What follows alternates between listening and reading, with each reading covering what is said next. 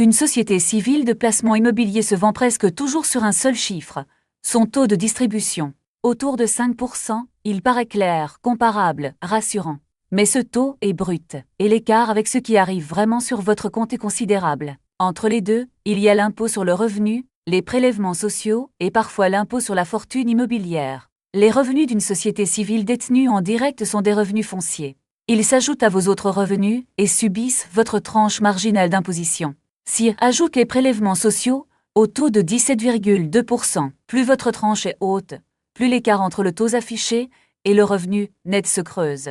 Prenons un taux de distribution annoncé à 5,2%. Ce chiffre est un brut, calculé avant toute fiscalité. Selon votre tranche marginale et les prélèvements sociaux, ce qui vous reste peut être très inférieur. Un rendement ne se compare donc jamais sans préciser la fiscalité de celui qui le perçoit. 3 leviers permettent de réduire la note, et ils sont parfaitement légitimes. Les sociétés civiles investies, à l'étranger d'abord. Les conventions fiscales évitent souvent les prélèvements sociaux. L'assurance vient ensuite, qui change complètement le régime, mais ajoute ses propres frais. Le démembrement enfin. N'achetez que la nue propriété, quand le revenu peut attendre. Reste la question de l'impôt sur la fortune immobilière, régulièrement oubliée. Voici la règle.